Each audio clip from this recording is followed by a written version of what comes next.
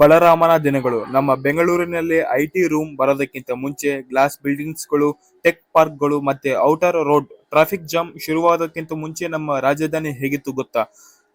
Single screen ಥಿಯೇಟರ್ಗಳು, ಸರಿಯಾಗಿ light ಇಲ್ಲದ ರಸ್ತೆಗಳು, ಲೋಕಲ್ ಪಾಲಿಟಿಕ್ಸ್ ಮತ್ತು ಇದೆಲ್ಲದರ ನಡುವೆ ಬೆಳೆದಂತಹ ಅಂಡರ್ ವರ್ಲ್ಡ್ ಈಗ ರಿಲೀಸ್ ಆಗಿರುವಂತಹ ಹೊಸ ಕನ್ನಡದ ಟ್ರೈನ್ ಡ್ರಾಮಾ ಬಲರಾಮನ ದಿನಗಳು. ಡೈರೆಕ್ಟರ್ ಆಗಿ 1980ರ ಬೆಂಗಳೂರಿಗೆ ಕರ್ಕೊಂಡು ಹೋಗುತ್ತೆ. ಆ ದಿನಗಳು ಅಂತಹ ಕ್ಲಾಸಿಕ್ ಕೊಟ್ಟಂತಹ ಡೈರೆಕ್ಟರ್ ಕೆ.ಎಂ. ಚೈತನ್ಯ ಅವರಿಗೆ ಈ ತರಹದ ಕ್ರೈಮ್ ನಡೆಯುವುದು ಕಟ್ಟಿಕೊಂಡದ್ದು ದೊಡ್ಡ ವಿಷಯ ಏನಲ್ಲ. ಆ ದಿನಗಳು ಅಂತಹ ಕ್ಲಾಸಿಕ್ ಹಿಟ್ ಸಿನಿಮಾ ಕೊಟ್ಟಂತಹ ಡೈರೆಕ್ಟರ್ ಅವರು ಈ ಸಿನಿಮಾವನ್ನ ಕೂಡ ಡೈರೆಕ್ಟ್ ಮಾಡಿದ್ದಾರೆ. ಸಿನಿಮಾದ ಡ್ಯೂರೇಷನ್ ಬಂದು 2 ಗಂಟೆ 31 ನಿಮಿಷ ಇದೆ.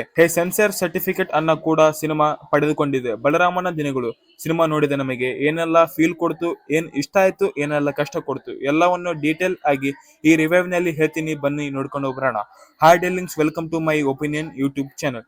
ಬೇಸಿಕ್ ಆಗಿ ಹೇಳಬೇಕು ಅಂದ್ರೆ ಬಲರಾಮನ ದಿನಗಳು ಒಂದು ರಿಯಲ್ ಸ್ಟೋರಿ. ಕಥೆಯ ರೈಟ್ಸ್ ವಿಷಯವಾಗಿ ಸುಮಾರಷ್ಟು ಪಾತ್ರಗಳು ಹೆಸರನ್ನು ಬದಲಾಯಿಸಲಾಗಿದೆ, ಸನ್ನಿವೇಶಗಳನ್ನು ಕೂಡ ಸಿನಿಮೆಟಿಕ್ ಆಗಿ ಮಾಡಿಕೊಂಡಿದ್ದಾರೆ ಅಂತ ಅನಿಸುತ್ತೆ. ಸಿನಿಮಾ ಶುರುವಾಗೋದು ಬಲರಾಮನ ಕ್ಯಾರೆಕ್ಟರ್ ಇಂದ. ವಿನೋದ್ ಪ್ರಭಾಕರ್ ಅವರು ಈ ರೋಲ್ಗಳಲ್ಲಿ ಬಲರಾಮನಾಗಿ ಚೆನ್ನಾಗಿ ಕಾಣಿಸ್ತಾರೆ. ಬಲರಾಮ ಹುಟ್ಟಿದಾಗಲೇ ಏನು ರೌಡಿ ಆಗಿರಲ್ಲ. ಅವನು ಒಂದು ಹಳ್ಳಿಯಿಂದ ದೊಡ್ಡ ಕನಸನ್ನು ಕಂಡು ಈ ಸಿಟಿಗೆ ಬಂದಿರುವಂತಹ ಒಬ್ಬ ನಾರ್ಮಲ್ ಹುಡುಗ. ಆದ್ರೆ ಬೆಂಗಳೂರು ಸಿಟಿ ಅವನ ಲೈಫ್ ನಲ್ಲಿ ಬೇರೆ ಆಟನೇ ಆಡುತ್ತೆ. ಫಸ್ಟ್ ಹಾಫ್ ನಲ್ಲಿ ಡೈರೆಕ್ಟರ್ ಕೆ.ಎಂ. ಚೈತನ್ಯ ಅವರು ಬಲರಾಮ ಹೇಗೆ ಅಂಡರ್ ವರ್ಲ್ಡ್ ಎಂಟ್ರಿ ಆಗ್ತಾನೆ ಅಂತ ಹಂತವಾಗಿ ತೋರಿಸಿದ್ದಾರೆ. ಟೈಮ್ ನಲ್ಲಿ 80ರ ದಶಕದಲ್ಲಿ ಬೆಂಗಳೂರು ಕ್ರೈಮ್ ಮತ್ತು ಪಾಲಿಟಿಕ್ಸ್ ಹೇಗೆ ಒಂದಕ್ಕೊಂದು ಲಿಂಕ್ ಆಗಿತ್ತು ಅನ್ನೋದನ್ನ ಕೂಡ ಇಲ್ಲಿ ಹೇಳಲಾಗಿದೆ. ಮೋಸಗಳು, ದ್ವೇಷ ಮತ್ತು ಬದುಕಬೇಕು ಅನ್ನುವಂತಹ ಛಲದಿಂದ ಬಲರಾಮ ಹೇಗೆ ಒಂದು ಲೆವೆಲ್ಗೆ ಬೆಳಿತಾನೆ ಅನ್ನೋದು ಸಿನಿಮಾದ ಮೇನ್ ಪ್ಲಾಟ್. ಪರ್ಫಾರ್ಮೆನ್ಸ್ ಬಗ್ಗೆ ಮಾತನಾಡೋಣ. ಯಾಕಪ್ಪ ಅಂದ್ರೆ ಒಂದು ಕ್ರೈಮ್ ಡ್ರಾಮಾ ಗೆಲ್ಬೇಕು ಅಂತ ಅಂದ್ರೆ ಆಕ್ಟರ್ ಸ್ಕ್ರೀನ್ ಮೇಲೆ ಮಾಸ್ ಆಕ್ಟಿಂಗ್ ಸ್ಕಿಲ್ ಗಳನ್ನು ಹೊಂದಿರಲೇಬೇಕು. ವಿನೋದ್ ಪ್ರಭಾಕರ್ ಅವರಿಗೆ ಇಲ್ಲೊಂದು ಒಳ್ಳೆ ಪಾತ್ರ ಸಿಕ್ಕಿದೆ ಅಂತ ಖಂಡಿತ ಸಿಗ್ನೇಚರ್ ಮೂಲಕ ಹೇಳಬಹುದು. ಬಲರಾಮ ಕ್ಯಾರೆಕ್ಟರ್ಗೆ ಅವರು ಒಂದು ರಾ ಅಂಡ್ ಫಿಸಿಕಲ್ ಅಪೇರಿಯನ್ಸ್ ಅನ್ನ ಕೊಟ್ಟಿದ್ದಾರೆ. ಸ್ಟಾರ್ಟಿಂಗ್ ಸೀನ್ ನಲ್ಲಿ ಅವರ ಕಣ್ಣಲ್ಲಿ ಒಂದು ಎಮೋಷನ್ ಕಾಣುತ್ತೆ, ಆದರೆ ಟೈಮ್ ಮುಂದೆ ಸಾಗಿದ್ದಂತೆಲ್ಲ ಆ ಕಣ್ಣಲ್ಲಿ ಒಬ್ಬ ಡಾನ್ ನ ಕ್ರೂರತೆ ಕಾಣುತ್ತೆ. ಅವರ ಬಾಡಿ ಲ್ಯಾಂಗ್ವೇಜ್ ಚೇಂಜ್ ಆಗುವಂತಹ ರೀತಿ ಸೂಪರ್ ಆಗಿದೆ. ವೈಲೆಂಟ್ ಆಗಿ ಕಿರುಚಾಡಲ್ಲ, ಸೈಲೆಂಟ್ ಆಗಿ ಎಕ್ಸ್ಪ್ರೆಷನ್ಸ್ ನಲ್ಲಿ ಭಯ ಹುಟ್ಟಿಸುತ್ತಾರೆ. ಹೀರೋಯಿನ್ ಆಗಿ ಪ್ರಿಯಾ ಆನಂದ್ ಮನಸ್ಸನ್ನ ಗ್ಯಾಂಗ್ಸ್ಟರ್ ಸಿನಿಮಾಗಳಲ್ಲಿ ಹೀರೋಯಿನ್ಸ್ ಗಳಿಗೆ ಅಷ್ಟು ಇಂಪಾರ್ಟೆನ್ಸ್ ಇರಲ್ಲ, ಬರೀ ಡ್ಯೂಯೆಟ್ ಗಳಿಗೆ ಸೀಮಿತ ಆಗಿರುತ್ತೆ. ಆದರೆ ಇಲ್ಲಿ ರೇವತಿ ಕ್ಯಾರೆಕ್ಟರ್ ಬಲರಾಮನ ಲೈಫ್ ನಲ್ಲಿ ಒಂದು ಎಮೋಷನಲ್ ಆಂಕರ್ ಆಗಿ ಕೆಲಸ ಮಾಡುತ್ತೆ. ಇಬ್ಬರ ಕೆಮಿಸ್ಟ್ರಿ ಸೆಕೆಂಡ್ ಹಾಫ್ ನಲ್ಲಿ ಸಿನಿಮಾಗೆ ಒಂದು ವೈಟ್ ಅನ್ನ ಕೂಡ ಕೊಡುತ್ತೆ. ಈಗ ನಮ್ಮ ವೆಟರನ್ಸ್ ಬಗ್ಗೆ ಹೇಳಬೇಕು. ಆಶೀಶ್ ವಿದ್ಯಾರ್ಥಿ ಮತ್ತು ಅಕುಲ್ ಕುಲಕರ್ಣಿ ಅವರು ಸ್ಕ್ರೀನ್ ಮೇಲೆ ಬಂದರೆ ಬೆಂಕಿ ಮಳೆನೇ ಆಗುತ್ತೆ ಅಂತ ಅನ್ಕೊಳ್ಳಿ. ಇಬ್ಬರ ಕಾಂಬಿನೇಷನ್ ಸ್ಕ್ರೀನ್ ಅಂತ ನಮಗೆ ಆ ದಿನಗಳು ಸಿನಿಮಾದ ಕೆಲವೊಂದು ಮೂಮೆಂಟ್ಸ್ ಅನ್ನು ನೆನಪಿಸಿ ಕೊಡುತ್ತೆ. ಕುಲಕರ್ಣಿ ಸೈಲೆಂಟ್ ಆಗಿ ಮಾಡುತ್ತಾರೆ. ಇಬ್ಬರು ಸ್ಕ್ರೀನ್ ಪ್ರೆಸೆಂಟ್ ಜೊತೆಗೆ ರಮೇಶ್ ಇಂದಿರಾ ಅವರು ಕೂಡ ಸಖತ್ತಾಗಿ ಸಿನಿಮಾಗೆ ವ್ಯಾಲ್ಯೂ ಆಡ್ ಮಾಡುತ್ತಾರೆ. ಕೆ.ಎಂ. ಚೈತನ್ಯ ಅವರು ಅಟ್ ಸ್ಮಾರ್ಟ್ ಪಿಯರ್ ಆಡಿಯನ್ಸ್ ಅನ್ನ ಕಟ್ಟಾಕೋದ್ರಲ್ಲಿ ಯಾವತ್ತೂ ಮುಂದೇನೆ. ಟ್ಯಾಕ್ ಡೈರೆಕ್ಟರ್ ವಿಶ್ವನಾಥ್ ಕಶ್ಯಪ್ ಸೇರಿ 1980ರ ಬೆಂಗಳೂರಿನ ಅದ್ಭುತವಾಗಿ ಹರಿಪ್ರಿಯೆಂಟ್ ಮಾಡಿದ್ದಾರೆ.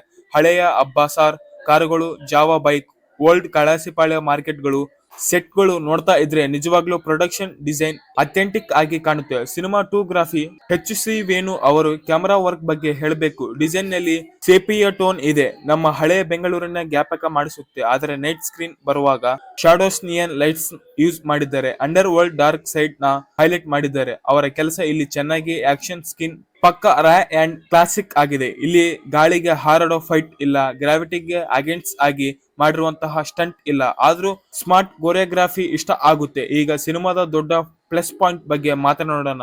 ಮ್ಯೂಸಿಕ್ ಸಂತೋಷ್ ನಾರಾಯಣ್ ಅವರನ್ನ ಪ್ಯಾಕೇಜ್ ಗೆ ತಂದಾಗಲೇ ಗೊತ್ತಾಗಿತ್ತು ಮ್ಯೂಸಿಕ್ ಬೇರೆ ಲೆವೆಲ್ಗೆ ಇರುತ್ತೆ ಅಂತ. ಸಂತೋಷ್ ಅವರ ಬಿಜಿಎಂ ಈ ಸಿನಿಮಾದ ಆತ್ಮ.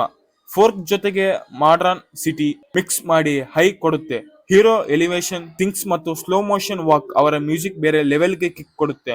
ಸಾಂಗ್ಸ್ ಗಳು ಡೀಸೆಂಟ್ ಆಗಿದ್ದು ಸ್ಟೋರಿ ಫ್ಲೋಗೆ ಡಿಸ್ಟರ್ಬ್ ಆಗದ ಹಾಗೆ ನೆರೇಟಿವ್ ನ ಇನ್ನು ಮಾಡಿರುವಂತಹ ರೀತಿಯ ಮಾಡಿಕೊಂಡಿದ್ದಾರೆ. ಇನ್ನು ಸಿನಿಮಾದಲ್ಲಿ ಏನು ವರ್ಕ್ ಆಗಿಲ್ಲ ಅಥವಾ ಬೆಟರ್ ಆಗಬೇಕಿತ್ತು ಅಂತ ನೋಡೋದಾದ್ರೆ ಫಸ್ಟ್ ಹಾಫ್ ನಲ್ಲಿ ಎಕ್ಸ್ಪೆಷಲಿ ಇಂಟರ್ಬೆಲ್ಗೂ ಮುಂಚೆ ಇರುವಂತಹ ಲವ್ ಟ್ರ್ಯಾಕ್ ಸ್ವಲ್ಪ ಡ್ರ್ಯಾಗ್ ಆಗುತ್ತೆ. ಸಿನಿಮಾ 2 ಗಂಟೆ 31 ನಿಮಿಷ ಇದೆ, ಅದು ಹೇಳಕ್ಕೆ ಹೊರಟಿರೋದು ಇದೆ ವಿಷಯ ಅನ್ಸೋದ್ರಿಂದ ಒಂದು 15ರಿಂದ 20 ನಿಮಿಷ ಟ್ರಿಮ್ ಮಾಡಿದ್ರೆ ಫೇಸಿಂಗ್ ಇನ್ನು ಸಫಟಿಕ್ ಆಗಿ ಇರ್ತಾ ಇತ್ತು. ಜೊತೆಗೆ ನೀವು ಆಲ್ರೆಡಿ ತುಂಬಾ ಗ್ಯಾಂಗ್ಸ್ಟರ್ ಮೂವೀಸ್ ಗಳನ್ನ ನೋಡಿರ್ತೀರಾ, ಹಾಗಾಗಿ ಸ್ಟೋರಿನಲ್ಲಿ ಮುಂಚೆ ಏನಾಗುತ್ತೆ, ಯಾರು ಮೋಸ ಮಾಡ್ತಾರೆ ಅಂತ ಗೆಸ್ ಮಾಡೋದು ಸ್ವಲ್ಪ ಸುಲಭ. ಇಲ್ಲಿ ಒಬ್ಬ ನಾರ್ಮಲ್ ಹುಡುಗ ಡಾನ್ ಆಗಿ ಬೆಳೆಯೋದು, ಆಮೇಲೆ ಅವರದೇ ಆದಂತಹ ಪ್ರಾಬ್ಲಮ್ಸ್ ಅನ್ನ ಫೇಸ್ ಮಾಡೋದು, ಇದು ನಮ್ಮ ಓಂ ಜೋಗಿ ತರನೇ ಹಳೆ ಕ್ಲಾಸಿಕ್ ನಲ್ಲಿ ನೋಡಿರುವಂತಹ ಸ್ಟೋರಿ ಲೈನ್ ತರನೇ ಅನ್ಸುತ್ತೆ. ರಿಯಲ್ ಲೈಫ್ ಸ್ಟೋರಿ ಆಗಿದ್ರು ಸಿನಿಮಾದ ಸ್ಟ್ರಕ್ಚರ್ ಟ್ಯಾಂಪ್ಲೆಟ್ ಅನ್ನ ಫಾಲೋ ಮಾಡಿದೆ. ಅಂಡ್ ಈ ಸಿನಿಮಾ ಆ ದಿನಗಳು ಸಿನಿಮಾ ಅಷ್ಟೇ ಚೆನ್ನಾಗಿದೆ ಅಂತ ಕಂಪೇರ್ ಮಾಡಿದ್ರೆ ಕಂಪ್ಯಾರಿಸನ್ ಈಸ್ ಡಿಫಿಕಲ್ಟ್ ಅಂತಾನೆ ಹೇಳ್ತೀನಿ. ಐಡೆನ್ಸಿಟಿ ಮ್ಯಾಚ್ ಮಾಡಿದ್ರು ಅಲ್ಲಿರುವಂತಹ ಕ್ಯಾರೆಕ್ಟರ್ ಗಳ ಜೀವನ, ಇಲ್ಲಿರುವಂತಹ ಕ್ಯಾರೆಕ್ಟರ್ ಗಳ ಜೀವನ ಎರಡು ತುಂಬಾನೇ ಬೇರೆ ಬೇರೆ. ಸೊ ಫೈನಲಿ ಮೈ ಒಪಿನಿಯನ್ ಪ್ರಕಾರ ಹೇಳೋದು ಆದ್ರೆ ಬಲರಾಮನ ದಿನಗಳು ಒಂದು ಡೀಸೆಂಟ್ ಗುಡ್ ವಾಚ್ ಸಿನಿಮಾ ಅಂತಾನೆ ಹೇಳ್ತೀನಿ. KM ಚೈತನ್ಯ ಅವರು ಒಂದು hard hitting visual striking crime ಡ್ರಾಮಾನ ಕೊಟ್ಟಿದ್ದಾರೆ. ಸಂತೋಷ್ ನಾರಾಯಣ್ ಅವರ BGM ಮತ್ತು 80ರ ರೆಟ್ರೋ ಫೀಲ್ ಇಷ್ಟು ಆಗುತ್ತೆ. ನಿಮಗೆ ಮಾಸ್ ಕ್ರೈಮ್ ಡ್ರಾಮಾ ಆಕ್ಷನ್ ಮತ್ತು ಹಳೆ ಬೆಂಗಳೂರು ಇಷ್ಟ ಆದ್ರೆ ಬಲರಾಮನ ದಿನಗಳನ್ನು ನೋಡೋದಕ್ಕೆ ಟ್ರೈ ಮಾಡಿ. ನೀವೇನಾದ್ರೂ ಮೊದಲೇ ಸಿನಿಮಾ ನೋಡಿದ್ರೆ ನಿಮಗೆ ಏನ್ ಅನಿಸ್ತು ಕಮೆಂಟ್ ಮೂಲಕ ತಿಳಿಸಿ. ಸಿಗೋಣ ನೆಕ್ಸ್ಟ್ ವಿಡಿಯೋದಲ್ಲಿ. Keep watching.